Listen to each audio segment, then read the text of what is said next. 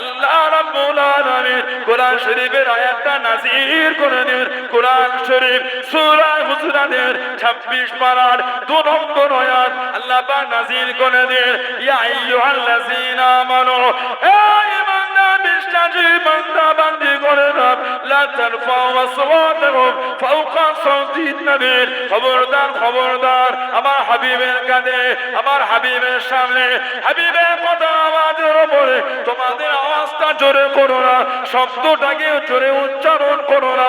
ওয়ালা তাজহারু লাহু বিল কওলি কাজআরি বাযিকুম লিবাযি, যেমন তোমরা একে অপরের সাথে কথোপকথন করো ওইভাবে কথা বলো না, ওইভাবে আলোচনা করো না।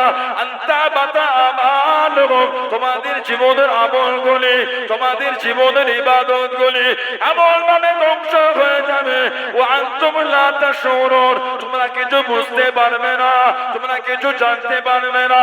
ও যুবকেরা, হযরত সাবিদ ইবনে কায়েস আল্লাহ নবীর মজলিস থেকে কাঁদতে কাঁদতে বাড়ি চলে গেলেন। দরওয়াজা বন্ধ করে দিয়ে, জানালা বন্ধ করে দিয়ে ঘরে বসে বসে কাঁদে, মাঝে মাঝে কেঁদে কেঁদে বলে দেন, আনা আরিফিন নার, আনা আরিফিন নার, আমি জাহান্নামীদের মধ্যে। আল্লাহ নবীর দরবারে যাওয়া বন্ধ হয়ে গেল। আর হুজুরের দরবারে যেতে, আল্লাহ নবী যখন হিজরত করে মদিনা শরীফে এলেন, হুজুর কিন্তু এসেই মদিনা শরীফে ঢোকেন না। মদিনা শরীফের বাইরে হুজুর কিছুদিন ছিলেন। জায়গাটার নাম আমার আলোচনায় আপনাদের সবাই মনে হয়, জায়গাটার নাম কুবা। যারা উমরা করেছেন বা হজ করেছেন জানেন, মদিনা শরীফ নবাবী শরীফ থেকে সামান্য পথ কুবা নামক জায়গায় হুজুর হিজরত করে প্রথমে একটা মসজিদ তৈরি করেছিলেন। মসজিদের নাম মসজিদে কুবা। হাদিস শরীফে এসেছে, ওই মসজিদে যে ব্যক্তি 2 রাকাত নামাজ পড়বে, আল্লাহ তার নামায় আমালে একটা উমরার সওয়াব আল্লাহ পাক লিখে দেবে। জোরে বলে কি জানা বলে দিল, মসজিদ সব বুলডোজারে ভেঙে দেবে। কে কীর্তি দেখেছো? যতটা না খবর হয় তার থেকে বেশি এরা থরথর করে কাঁপে, বলে মসজিদ ভেঙে দেবে। কেন ভাঙবে? কথা বলেন না কেন? কেন মসজিদ ভাঙবে? কেন মন্দির ভাঙবে? কেন গির্জা ভাঙবে? কেন গুরুদুয়ারা ভাঙবে? কিচ্ছু ভাঙবে না, কিছুই ভাঙা হবে না। কেন ভাঙবে? এই জায়গাটা ভেঙে দেবে। আপনার বাপ দাদুর নামে দলিল করা আছে, ঠিক বলছি না ভুল বলছি? যেগুলো অবৈধভাবে রাস্তা ব্লক করে যেখানে সেখানে যা গড়ে উঠেছে, ওটার জন্য ভিন্ন হুকুম। রোডের মধ্যখানে যদি একটা মসজিদ করে দেয়, যদি ওই জায়গাটা রোডের হয়, মসজিদের যদি না হয়, তাহলে তো ভিন্ন জিনিস, ঠিক না? এবার কিছু কিছু এমন জায়গায় মসজিদ আছে, আগে মসজিদ ছিল, পরে সাইড থেকে রোড হয়েছে, ওটা কিন্তু মসজিদের জায়গা। যেমন কিছু কিছু রেলওয়ে স্টেশনে মসজিদ দেখা যায়, লোক না জেনে ফোনে কত রকম বলে ফেলে। আপনি ওর ইতিহাস জানেন না, জেনে বলছেন, হিংসা করে কিছু বলো না। কেন হিংসা করছে? আপনিও মানুষ, আপনিও মানুষ। আপনি একটা ধর্ম মানে, আমি একটা ধর্ম মানে, এত হিংসুক হতে হয় না। আপনি আমার প্রতি ভালোবাসা দেন, আমি আপনার প্রতি ভালোবাসি, এটাই তো মানুষের চরিত্র, এটাই তো মানুষের চরিত্র। অত হিংসা কিসের? যেখানে সেখানে অবৈধভাবে যদি কিছু গড়ে ওঠে, সেটা মসজিদের জন্য নয়, সবার জন্য আইনটা সমান। অবৈধ জায়গায় আল্লাহ শরিয়াতের বিধানে নামাজ হবে না। আপনার জায়গাটা জোর করে দখল করে মসজিদ করে নামাজ হবে? কথা বলছেন না কেন? তাহলে অবৈধ জায়গায় নামাজ পড়বেন কেন আপনি?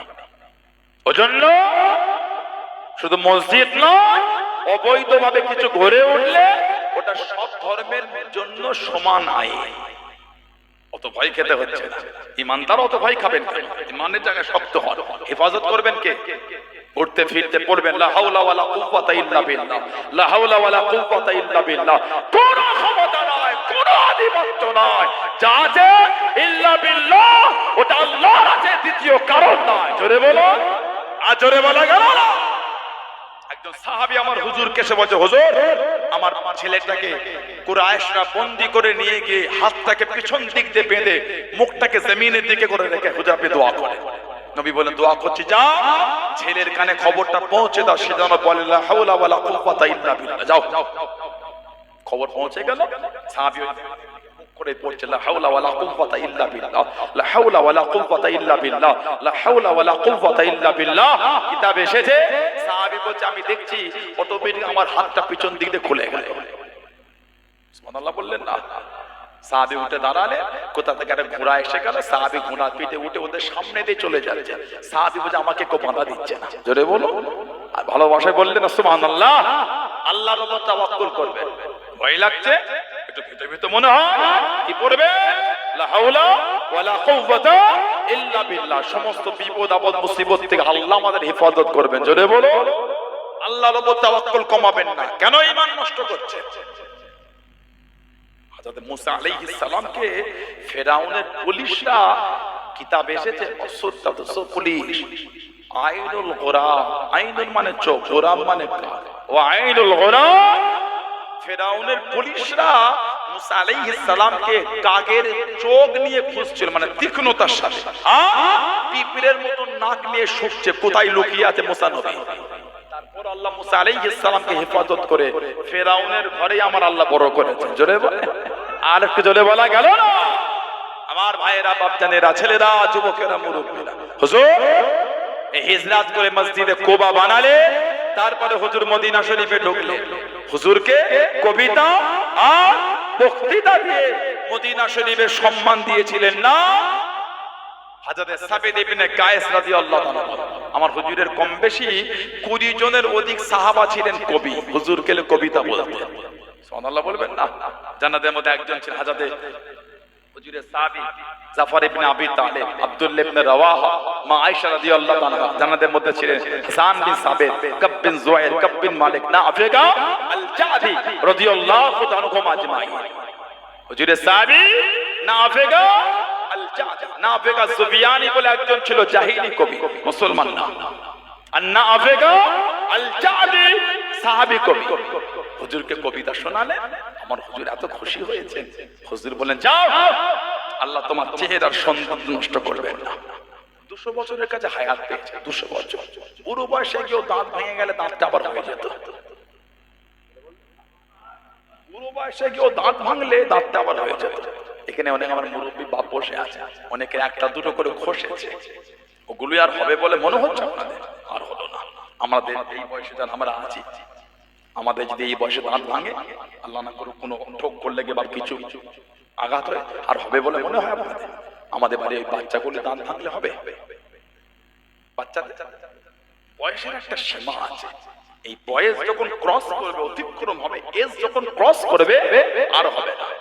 এই বয়সের মধ্যে থাকলে, আমরা যখন ছোটবেলা আমাদের দাঁত নড়তো, মা, দাদি, নানি, চাচি হাতটা চিপে ধরে দাঁতটা ওই শাড়ির একটা কোণ দিয়ে নাড়িয়ে নাড়িয়ে টেনে তুলে দিত, রক্ত বার হতো না? হতো না? আমরা কাঁদতাম না, হাসতাম?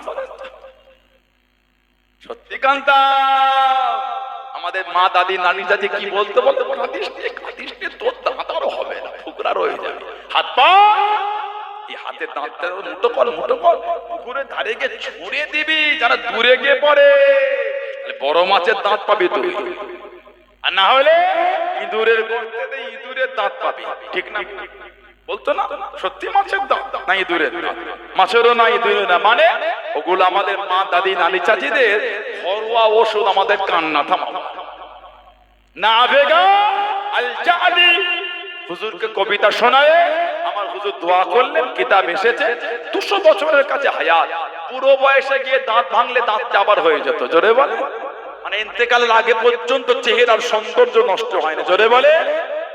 হযরত জাফর ইবনে আবি তালিব রাদিয়াল্লাহু তাআলা হুজুরের চাচাতো ভাই কবি ছিলেন, যারা আল্লাহর নবী ইসলামে 8ম হিজরিতে একটা যুদ্ধ পাঠিয়েছে। যুদ্ধটার নাম হলো জঙ্গে মুতা বা মাউতা যুদ্ধ। হেরাক্কেল বাদশা রোমকদের বিরুদ্ধে। হেরাক্কেল বাদশা সৈন্য ছিল 1 লক্ষ ট্রেনিং প্রাপ্ত, আর 1 লক্ষ বিভিন্ন জায়গা গোত্র থেকে জড়ো হলো, মোট 2 লক্ষ। আর আমার নবী পাঠিয়েছে মাত্র 3000। কত? অনেকে বলে ইসলাম তলোয়ার দিয়ে, গায়ের জোর দিয়ে, ক্ষমতা দিয়ে প্রচার হয়েছে। ইসলাম যদি তলোয়ার দিয়ে প্রচার হতো, আল্লাহর নবী 2 লক্ষর উল্টো দিকে 3000 পাঠাতেন না, 3 লক্ষ পাঠাতেন। আল্লাহ নবী 2 লক্ষর উল্টো দিকে 3000 না 3 লক্ষ পাঠাতে, ঠিক না ভুল? হুজুর পাঠাচ্ছে 3000, মানে ডিফেন্স করার জন্য, আত্মরক্ষার জন্য, নিজেকে প্রোটেক্ট গার্ড করার জন্য। 3000 সাহাবা, সেনাপতি হলেন 3 জন। একজন যায়েদ ইবনে হারেসা, 2 জন জাফর ইবনে আবি তালিব, 3 জন আব্দুল্লাহ ইবনে রাওয়াহা রাদিয়াল্লাহু আনহুম আজমাইন। হুজুর বললেন এই 3 জন শহীদ হলে যাকে ইচ্ছা এই দল থেকে ঠিক করবে, মানে এই 3 জন সেনাপতি বুঝে গিয়েছিল আমরা আর ফিরবো না। কেন? হুজুর যখন বলে 3 জন শহীদ হলে যাকে ইচ্ছা দায়িত্ব দেবে, মানে আমরা 3 জন এই যুদ্ধে শহীদ হয়ে যাব। আল্লাহ নবী নববী শরীফে বসে আছেন। ও যুবকেরা, ও আমার মুরব্বি বাজানেরা, মায়েরা, বোনেরা, বগিরা, আল্লাহ নবী সাল্লাল্লাহু আলাইহি ওয়াসাল্লাম হুজুরের নূরের চক্ষু থেকে টপ টপ করে পানিটা গড়িয়ে গড়িয়ে চলে যায়। আল্লাহ নবী কেঁদে কেঁদে জানিয়ে দেন, ও আমি নবী সাল্লাল্লাহু আলাইহি ওয়াসাল্লাম আমার যায়েদ ইবনে হারেসা রাদিয়াল্লাহু তাআলা আনহু শহীদ হয়ে গেল। এবারে ঝান্ডাখানা তুলে নিল আমার চাচাতো ভাই আমার জাফর। আল্লাহ দ্বীনের জন্য যুদ্ধখানা চালিয়ে যায়, যুদ্ধখানা করে যায়। ও যুবকেরা, হযরত জিবরাইল আলাইহিস সালাম একটা করে আল্লাহ নবীর কাছে সংবাদখানা দিয়ে দিয়ে চলে যায়। আল্লাহ নবী জানিয়ে দেন, ও আমার জাফর আল্লাহ দ্বীনের জন্য যুদ্ধ করতে করতে ডান হাত কানা কেটে দিল। আমার জাফরকে দমাতে পারল না, আমার জাফরকে আটকাতে পারল না। আল্লাহ দ্বীনের জন্য যুদ্ধে ঝান্ডাখানা বাম হাতে করে তুলে নিয়ে যুদ্ধখানা করে যায়, যুদ্ধখানা চালিয়ে যায়। আল্লাহ নবী জানিয়ে দেন, ও আমার জাফর রাদিয়াল্লাহু তাআলা আনহুর বাম হাত কানা কেটে দিল। আমার জাফরকে দমাতে পারল না, আমার জাফরকে আটকাতে পারল না। আল্লাহ দ্বীনের জন্য যুদ্ধে ঝান্ডাখানা তাতে করে কামড়ে ধরে মুখটাকে উঁচু করে তুলে যুদ্ধখানা চালিয়ে যায়। জোরে বলুন সুবহান, আর একটু জোরে বলুন সুবহান। আল্লাহ নবী জানিয়ে দেন, আল্লাহ নবী শুনিয়ে দেন, ও আমার জাফর শরীর থেকে মাথাটা আলাদা হয়ে গেল। আল্লাহ রাব্বুল আলামিন এত খুশি হয়ে গিয়েছে আমার জাফরকে। আল্লাহ রাব্বুল আলামিন আল্লাহ বাগিয়ে জান্নাতে 2টো ডানা দিয়ে দে আমার জাফর আল্লাহর জান্নাতে যেখানে খুশি উড়ে উড়ে ঘুরে ঘুরে বেড়াবেন। জোরে বলুন সুবহান, আর একটু জোরে বলুন সুবহান। ডান হাতের যুদ্ধে ঝান্ডা ডান হাত কেটেছে, বাম হাতে নিয়েছে। বাম হাত কেটেছে ঝান্ডাটা এই দাঁতে করে কামড়ে ধরে মুখ উঁচু করে ঝান্ডা তুলে যুদ্ধ করছে। জোরে বলে কি ঈমান দেখেছে? ওনার শরীর থেকে মাথা আলাদা হয়ে গেল। কিতাব এসেছে যেখানে শরীরে রক্ত পড়েছিল ওই রক্ত থেকে মুশকাম্বারে খুশবু বার হয়েছিল। আজও হুজুরের মাজারটা আছে জর্ডানের আম্মান, মাজারের 4টে খুঁটির মধ্যে একটা খুঁটিতে আজও নাক দিয়ে শুকলে মুশকাম্বারের খুশবুটা আজও পাওয়া যায়। জোরে বল, আর একটু জোরে বলা গেল না? আল্লাহ রাসূল বলে আমার জাফর হাতকে দিনের জন্য দিয়ে দিয়েছে বলে আল্লাহ খুশি হয়ে জান্নাতে ওকে 2টো ডানা দিয়েছে। এই 2টো ডানা জান্নাতে মেলে যেখানে খুশি ঘুরে ঘুরে বেড়াবে। জোরে বলুন না সুবহানাল্লাহ। 3 নম্বরের সেনাপতির দায়িত্ব আব্দুল্লাহ ইবনে রাওয়াহা রাদিয়াল্লাহু তাআলা। হুজুরে দায়িত্ব, উনি একজন কবি, উনি একজন কবি ছিলেন। আল্লাহ নবী 6ষ্ঠ হিজরিতে ওই হজ না কাবা শরীফে তওয়াফে যাচ্ছিলেন উমরায়, হুজুরকে যেতে দিল না, হুজুরকে রাস্তায় আটকে দিল। আল্লাহ নবী সাল্লাল্লাহু আলাইহি সাল্লাম চুক্তি হয়ে বলল পরের বছর আসবেন, 3 দিন বেঁচে থাকতে পারবে না। নবী পাক 7ম হিজরিতে যখন যায় ওই কাবা শরীফের কাছে কুরাইশরা ঘিরে রেখেছে। আল্লাহ নবী কাছে কাছে বলে, এই আব্দুল্লাহ ইবনে রাওয়াহা কবিতা বলো, কবিতা বলো। উনি কবিতা বলছেন, উমর ফারুক পাশ থেকে বলে, এই আব্দুল্লাহ ইবনে রাওয়াহা আল্লাহ নবীর সামনে কবিতা বলছো, কবিতা বন্ধ করো, হুজুর সামনে তুমি কবিতা বলো। আল্লাহ নবী বলে, এই উমর রাদিয়াল্লাহু তাআলা আমার আব্দুল্লাহ ইবনে রাওয়াহাকে মানা করব না। ও যে কবিতার শব্দগুলোকে বেছেছে, চয়ন করেছে, যেগুলো বেছে বেছে কবিতা বলে, ওই শব্দগুলিও কুরাইশের অন্তরে গিয়ে তীরের মতন ধাক্কা দিচ্ছে। জোরে বলে, আর কি জোরে বলা গেল না? দুজন সেনাপতি চলে গেল, 3 নম্বরে উনি ঝান্ডা হাতে, মনের মধ্যে একটা ইতস্তত ভাব হচ্ছে। এই মনের এই ভাবটাকে দূর করার জন্য নিজেই নিজের মনকে কবিতা বলছে, এই মন, শহীদ তোকে হতেই হবে। আহা, কি ইমান সাহাবাদের! মন, শহীদ তোকে হতেই হবে। তুই যদি আজকে শহীদ না হস, তুই যদি বেঁচে যাস, মরণ তোর একদিন হবেই হবে। তবে আজকে যদি শহীদ হয়ে যাস, তোর জায়গাটা আল্লাহ জান্নাত করে দেবে। মন, তুই যদি আজকে স্বেচ্ছায় না যাস, তোকে জোর করে নিয়ে যাওয়া হবে, তবে তোকে শহীদ তোকে হতেই হবে। নিজের মনকেই নিজের কবিতা বলছে। জোরে বলে, আর একটু ভালোবাসে বলা গেল না? আব্দুল্লাহ ইবনে রাওয়াহা শহীদ হয়ে গেলেন। ইন্না লিল্লাহি ওয়া ইন্না ইলাইহি রাজিউন। হুজুরের কবি সাহাবী ছিলেন হযরত হাসান বিন সাবিত রাদিয়াল্লাহু তাআলা। আমার নবী জানার জন্য নবাবী শরীফে কাঠের মেম্বার করে হাসান এই মেম্বারে দাঁড়িয়ে কবিতা বলবে। যতক্ষণ কবিতা বলবে, আল্লাহ রূহুল কুদুস জিবরাইল আলাইহিস সালামকে ততক্ষণ তোমার পিছনে দান করিয়ে রাখবে। প্রয়োজন হলে জিবরাইল আলাইহিস সালামকে দিয়ে আল্লাহ তোমাকে সাহায্য করবেন। জোরে বলো। হযরত হাসান বিন সাবিত উনি ওনার কবিতার মধ্যে বলেছেন, ইন্না আবি ওয়া ওয়ালিদাহু ওয়া ইরদি লিইরদি মুহাম্মাদিন মিনকুমুল বিকা। ইন্না আবি, নিশ্চয় আমার বাপ, ওয়া ওয়ালিদাহু, তার বাপ মানে আমার দাদু, ওয়া ইরদি, আমার সম্মান।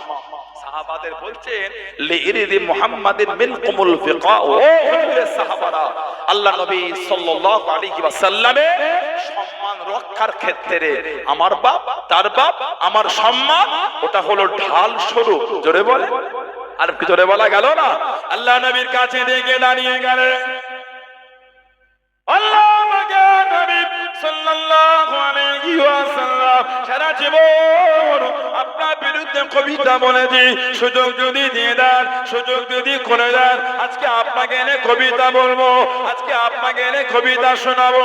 আল্লাহ নবীকে জানিয়ে দেন, ইয়া রাসূলুল্লাহ, হাবিবাল্লাহ, আল্লাহ নবী কুরাইশদের করে ছাড় দেবো। আল্লাহ নবী মুচকে মুচকে গেছে, জানিয়ে দেন, ও আমি নবী সাল্লাল্লাহু আলাইহি ওয়াসাল্লাম, আমিও তো কুরাইশ, আমাকে কি লাগবে না, আমার গায়েতে কি আসবে না? ইয়া রাসূলুল্লাহ, হাবিবাল্লাহ, আল্লাহ আমাকে নবী আটার মধ্যে চুল পড়ে গেলে চুলটাকে টেনে টেনে তুললে চুলের সাথে আটা ওঠে না। আমি হাসান কুরাইশে করে ঝাড় দেবো, কুরাইশের মধ্যে থেকে আপনাকে এমন করে বার করে নেবো, আমি হাসান আপনার গায়েতে লাগতে দেবো না। জোরে বলুন সুবহান, আর একটু জোরে বলুন সুবহান। কুরাইশদের ঝাড় দেবো, এমন করে আপনাকে বার করবো। চুলের মধ্যে আটা পড়লে, চুল তুললে আটা, আটার মধ্যে চুল পড়লে, চুল তুললে আটা ওঠে না। আমি হাসান কুরাইশদের ঝাড়লো, আপনাকে ওইভাবে বার করে নেবো, আপনাকে লাগতে দেবো না। জোরে বলুন না সুবহানাল্লাহ। হুজুরের কবি সাহাবী আল্লাহ নবী সাল্লাল্লাহু আলাইহি ওয়াসাল্লামের নাম হযরত কাব বিন মালিক রাদিয়াল্লাহু তাআলা। হুজুরের কবি সাহাবী হযরত কাব বিন সুয়াইদ রাদিয়াল্লাহু তাআলা। ফতে মক্কা হয়ে গেল 8ম হিজরিতে। 10,000 সাহাবা, 20 রমাদান সাহাবারা রোজা রেখে মক্কা বিজয় করেছে। সুবহানাল্লাহ বলে, আর কি জোরে বলা গেল না? 10,000 সাহাবা, 8ম হিজরি, 20 রমাদান। আল্লাহ নবী ফতে মক্কা করে এই কাবা শরীফের সামনে দাঁড়িয়ে ডাকলেন, এই উসমান ইবনে তালহা, উসমান ইবনে তালহা, দাও কাবা শরীফের চাবিটা আমাকে দাও। কে উসমান ইবনে তালহা? আল্লাহ নবী হিজরাতের আগে দাঁড়িয়ে গেলেন। ও যুবকেরা, আল্লাহ নবী ডাক দিয়ে দেন, ও বাবা উসমান ইবনে তালহা, আমি নবী সাল্লাল্লাহু আলাইহি ওয়াসাল্লাম মনটা আমার কাঁদে, আল্লাহ কাবা শরীফের ভিতরে যাব, আল্লাহ কাবা শরীফের ভিতরে ঢুকবো। হযরত উসমান ইবনে তালহা আল্লাহ নবীকে জানিয়ে দেন, ও হযরতে মুহাম্মদ সাল্লাল্লাহু আলাইহি ওয়াসাল্লাম দুনিয়া সবাইকে চাবি দিল, আপনাকে চাবি দেবো না, আপনাকে কবর শরীফে ঢুকতে দেবো না। আল্লাহ নবী সেদিন মনের দুঃখ নিয়ে হুজুর আবার জানিয়ে দেন, ও বাবা উসমান ইবনে তালহা, এমন একটা দিন আসবে, এমন একটা সময় আসবে, আল্লাহ রাব্বুল আলামিন কবর শরীফের চাবি খানা আমি নবী আমার হাতে উঠিয়ে দেবেন, যাকে খুশি চাবি দেবো, বাধা দিবার কেউ থাকবে না, আটকাবার কেউ থাকবে না। ও যুবকেরা, আল্লাহ নবী অষ্টম হিজরিতে কাবা শরীফের চাবি নিয়ে কাবা শরীফের ভিতরে চলে গেলেন, ময়লা গরুকে সাফ করে আল্লাহ নবী কাবা শরীফে নামাজটা আদায় করে বাইরে দাঁড়িয়ে ডাক দিয়ে দিয়ে, ও বাবা উসমান ইবনে তালহা, সেদিনের কথা কি মনে পড়ে? সেদিনের কথা কি স্মরণ হয়? আমি নবী জানিয়েছিলাম আল্লাহ রাব্বুল আলামিন কাবা শরীফের চাবি খানা আমি নবী আমার হাতে উঠিয়ে দেবেন, যাকে খুশি চাবি দেবো, বাধা দিবার কেউ থাকবে না, আটকাবার কেউ থাকবে না। ও বাবা উসমান ইবনে তালহা, আমি রাসূলুল্লাহ আজকে দিনে দে কাবা শরীফের চাবি খানা তোমার হাতে উঠিয়ে দিলাম। জোরে বলুন সুবহান, আর একটু জোরে বলুন সুবহান।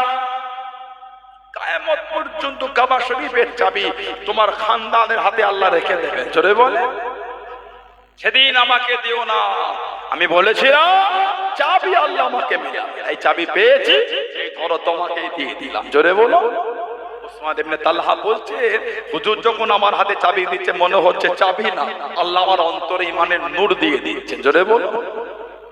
এই অষ্টম হিজরি আল্লাহর নবী কিছু জনের নাম ধরে বলেছিলেন, এদের দেখলে আর রাখা যাবে না, যে ক্ষতি এরা দিনের করেছে। তার মধ্যে একটা নাম ছিল কাব বিন যুআইর রাদিয়াল্লাহু তাআলা আনহু। হযরতে কাব বিন যুআইর রাদিয়াল্লাহু তাআলা আনহু চাদর দিয়ে ঢেকে মুখটা আড়াল করে দু তিনটে সাহাবার পিছনে বসে বসে বলছে, হুজুর ওই ব্যক্তি যদি মাফ চায় আপনি মাফ করবে? ওর মধ্যে নিজের নামটাও নিজে বলছে। সুবহানাল্লাহ। আমার নবী মুখে হেসে বললেন, এ কাব বিন যুআইর, এসেই যখন বলেছো লুকিয়ে না, সামনে এসো। চাদর সরিয়ে হুজুরের কাছে গিয়ে বলছে, আনা কাব বিন যুআইর। আমার নবী বললে, তুমি কাব বিন যুআইর দামে কি করো? আনা মুহাম্মদ ইবনে আব্দুল্লাহ, আনা মুহাম্মাদুর রাসূলুল্লাহ সাল্লাল্লাহু আলাইহি ওয়াসাল্লাম। হুজুরের নূরের হাতটা ধরে ঈমানের কালিমা পড়ে মুসলমান হয়ে গেলেন। জোরে বলো। আর একটু জোরে বলা গেল না? আল্লাহ নবীর কাছে দিয়ে বসে গেলেন, আল্লাহ নবীর সামনে গিয়ে বসে গেলেন, কিছুক্ষণ পরে দাঁড়িয়ে দেন, ইয়া রাসূলুল্লাহ হাবিবাল্লাহ, আল্লাহ পাকের নবী সারা জীবন আপনার বিরুদ্ধে কবিতা বলেছি, আপনার বিরুদ্ধে কবিতা শুনিয়েছি, সুযোগ যদি করে দেন, সুযোগ যদি দিয়ে দেন, আজকে আপনাকে এলে কবিতা বলবো। আল্লাহ নবী ডাক দিয়ে দেন, আল্লাহ নবী ডেকেলেন, ও আমি নবী সাল্লাল্লাহু আলাইহি ওয়াসাল্লাম, আমার কাব বিন যুআইর আমাকে এলে কবিতা বলবে, আমাকে এলে কবিতা শোনাবে, একটু বিছানা করে দাও বাবা, একটু বিছানা বিছিয়ে দাও বাবা। আল্লাহ নবী সাহাবা বিছানা করলেন, আল্লাহ নবী জানিয়ে দেন, ও বাবা কাব বিন যুআইর কবিতা বলো বাবা, কবিতা শোনা বাবা।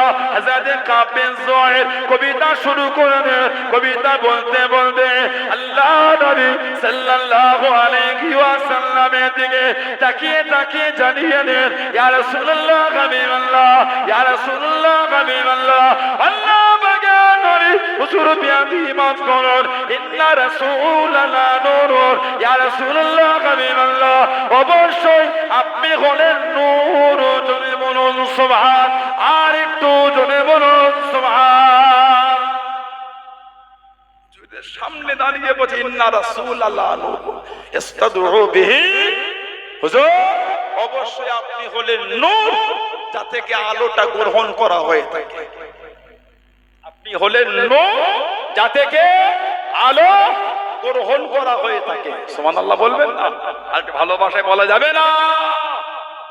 হুজুর সাল্লাল্লাহু আলাইহি ওয়াসাল্লামকে বললে, অবশ্যই আপনি হলেন নূর, ইয়া রাসূলুল্লাহ সাল্লাল্লাহু আলাইহি ওয়াসাল্লাম, যা থেকে আলো গ্রহণ করা হয়। মুহাম্মাদু মিন সায়ফিল্লাহি মাসলুল, ইয়া রাসূলুল্লাহ, আল্লাহ পাকের তলোয়ারের মধ্যে থেকে একটি উন্মুক্ত তলোয়ার হলেন আপনি। সুবহানাল্লাহ বললেন না? মুহাম্মাদু মিন সায়ফিল্লাহি মাসলুল, আল্লাহ পাকের উন্মুক্ত তলোয়ারের মধ্যে থেকে আপনি একটা তলোয়ার। জোরে বলবেন না? ইন্না রাসূলাল্লাহ নূরুন ইস্তাদউ বিহি, হুজুর অবশ্যই আপনি নূর, যা থেকে আলোটা গ্রহণ করা হয়। আমাদের হুজুর এত খুশি হয়েছিলেন, হুজুরের চাদর শরীফটা নিয়ে হুজুর ওনাকে ছুঁড়ে দিয়েছিলেন। সুবহানাল্লাহ বললেন না? সারা জীবন আমার নবী পাকের চাদর উনি বুকের মধ্যে জড়িয়ে রেখেছিলেন। হযরতে কাব বিন সুয়াইদ রাদিয়াল্লাহু তাআলা, আল্লাহ নবী ওনাকে কবিতা শুনে চাদর দিয়েছে, আর একজনকে আমার নবী চাদর দিয়েছিলেন। আমাদের নবী আর একজনকে চাদর দিলেন, কি নাম বলেন? ওনার নাম হলো সারফুদ্দিন বুসুরি রাহমাতুল্লাহ, কাসিদায়ে বুরদার লেখক। কাসিদায়ে বুরদা, চাদরওয়ালা কাসিদা। প্রথমে নাম দিয়েছিলেন কাসিদাতুল মুহাম্মাদিয়া। মিশরের কায়রো শহর থেকে আরো দূরে যেতে হবে, সমুদ্রের গায়ে। জায়গাটার নাম হলো আলেকজান্দ্রিয়া। জায়গাটার নাম আলেকজান্দ্রিয়া, পুরো সমুদ্রের গায়ে। মুম্বাইয়ে হাজী আলী হুজুরের মাজার আছে। কোনখানে বলে?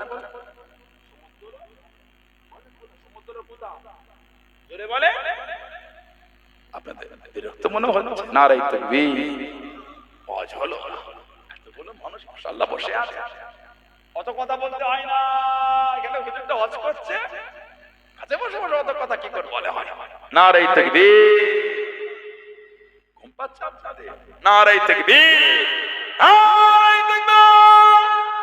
আহলে সুন্নাত ওয়াল জামাত সিলসিলায়ে মুজাদ্দিদুজ জামান, পুরপুরা শরীফে দাদা পীরে দরবারের মুরিদ মুতাকিদিন বিশ্ব নবী দিবস। আলহামদুলিল্লাহ। মুম্বাইয়ে একটা মাজার আছে হযরত হাজী আলী রহমাতুল্লাহ। মাজারটা কোথায়? সমুদ্র, সমুদ্রের মধ্যখান। সমুদ্রের মধ্যখান কোনটা আপনি জানেন? কথা বলেন না। সমুদ্রের মধ্যখান কোনটা জানেন আপনি? পুকুরের মধ্যখান বোঝা যায়। ঠিক বলছেন না? দুই নদীর, আপনার নদীর দুই পাড় থেকে মিডিল একটা বোঝা যায়। সমুদ্রের মধ্যখান জানেন আপনি? সমুদ্রের দুই পাড় দেখতে পান একসাথে? কথা বলছেন না? তার মধ্যখান হলো কি করে? ওটা কথা একটা ধরো, আমরা বলে ফেলি পানি খায় না, পানি পান করে। কথা ধরন ওটা একটা। ওটা হলো সমুদ্রের ধারে গায়ে হাজী আলী হুজুর রহমাতুল্লাহ। যত দিন যাচ্ছে জায়গাটার আয়তন তত বেড়ে যাচ্ছে। সুবহানাল্লাহ বলে। ঢেউ কিন্তু সব সময়।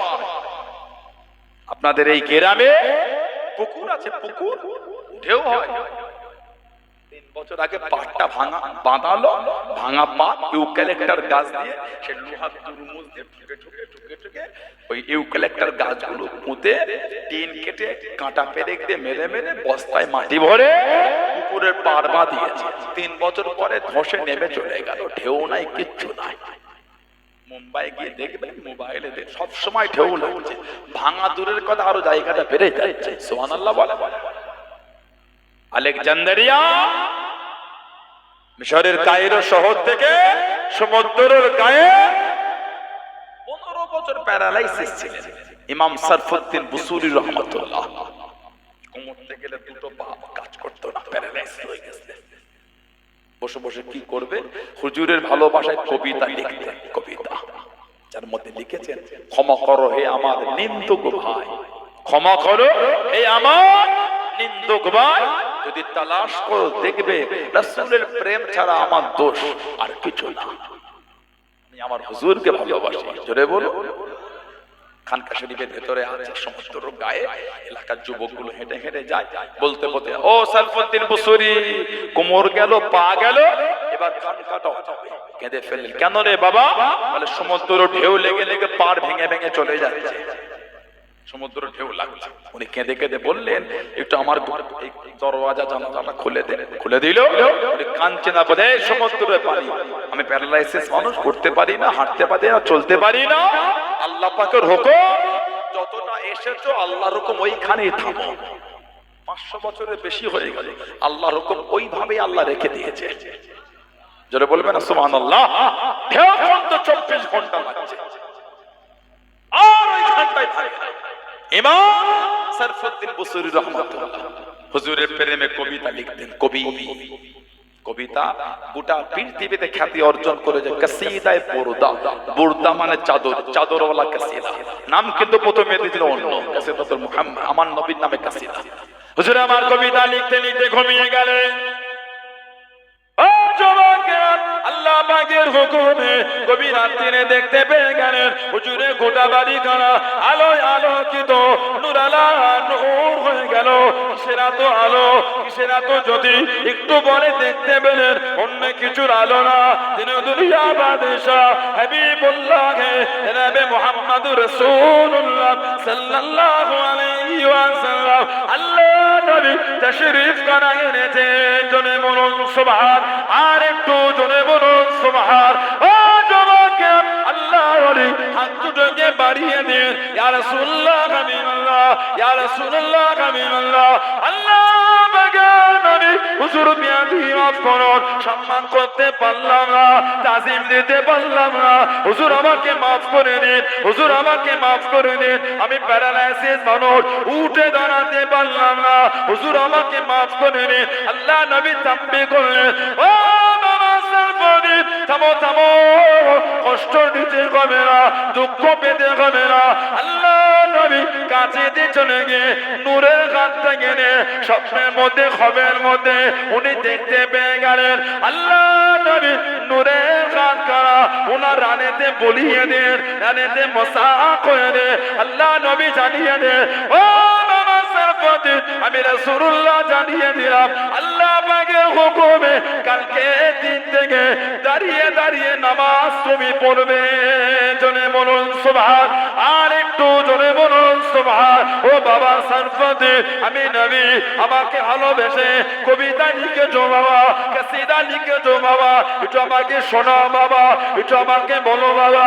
স্বপ্নের মধ্যে কবিতা বলেন, আল্লাহ নবী এত খুশি হয়ে গেলেন হুজুরের চাদর শরীফ খানা স্বপ্নের মধ্যে ওনার গায়ে বিছিয়ে দিলেন। জনে বলুন সুবহান, আর একটু জনে বলুন সুবহান। বুখারী শরীফের রিওয়ায়াতে আল্লাহ রাসূল বলেছেন, মান রাআনি ফিল মানাম রাআল হক, যে আমাকে স্বপ্নে দেখলো সে সত্যি দেখলো, আমাকে দেখলো, আমি নবী আমাকেই দেখলো। জোরে বলে কেন? নবী বলছে আমার চেহারা ইবলিস শয়তান নিতে পারে না, আমার চেহারা ইবলিস ধরতে পারে না। সরফুদ্দিন বুসরি রাহমাতুল্লাহ স্বপ্নে দেখলে আল্লাহ নবী নূরের হাত চালিয়ে ওনার রানেতে মশা বলিয়ে দিয়ে বললেন, যাও। আমি নবী বললাম, আল্লাহর হুকুম, কাল থেকে তুমি দাঁড়িয়ে নামাজ পড়বে। আর এত ভালোবেসে কবিতা লিখলে শোনাবে না? আমাকে এত ভালোবেসে কাসিদা লিখেছো, এটা শোনা। স্বপ্নের মধ্যে কবিতা কাসিদা শুনিয়েছে, আমাদের নবী এত খুশি হয়েছে। আল্লাহ নবী সাল্লাল্লাহু আলাইহি ওয়াসাল্লাম নূরের বাদান শরীফ থেকে চাদর শরীফটা খুলে আল্লাহ নবী ওনার গায়ের উপর বিছিয়ে দিলেন। জোরে বলে, আরেকটু জোরে বলা গেল না? হযরতে ইমাম সরফুদ্দিন বুসরি রাহমাতুল্লাহ ফজরের আগে ঘুম ভেঙেছে, আল্লাহর ওলি দেখছে পা দুটো ভালো হয়ে গেছে। আর একটু জোরে বলবেন না? বললেন আলহামদুলিল্লাহ। চেহারার দিকে তাকিয়ে দেখছে হুজুর যে চাদরটা ভালোবেসে দিয়েছিলেন সেই চাদরটা গায়ে তখনও আছে। আর একটা বর্ণনা আছে ওই চাদরটা ওনার মাথায় জড়ানো ছিল। জোরে বলুন না সুবহানাল্লাহ। ইমাম সরফুদ্দিন বুসরি 15 বছর পরে হেঁটে হেঁটে খানকা শরীফ থেকে বার হয়ে ঘুরছে। 15 বছর প্যারালাইসিস। আল্লাহ নবী স্বপ্নে হাত বুলিয়েছেন, মাসাজ করেছেন, আল্লাহ ভালো করেছেন। জোরে বলো। কাব বিন জুয়াইর রাদিয়াল্লাহু আনহু আমার নবীর সামনে দাঁড়িয়ে বলে, ইন্না রাসূলাল্লাহ নূরুন ইস্তাদউ বিহি। ইয়া রাসূলুল্লাহ সাল্লাল্লাহু আলাইহি ওয়াসাল্লাম, হুজুর অবশ্যই আপনি হলেন নূর যা থেকে আলোটা গ্রহণ করা হয়ে থাকে, জোরে বলে।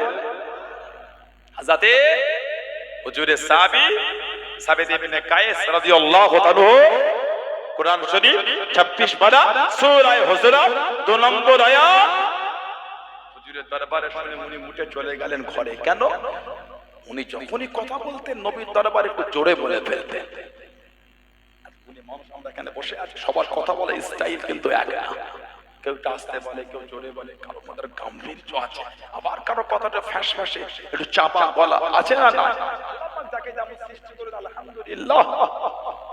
হযরত সাবিত ইবনে কায়েস ওনার কথা বলাটাই জোরে ছিল। উনি মনে করলেন এই আয়াতটা আল্লাহ আমার জন্যই দিয়েছে।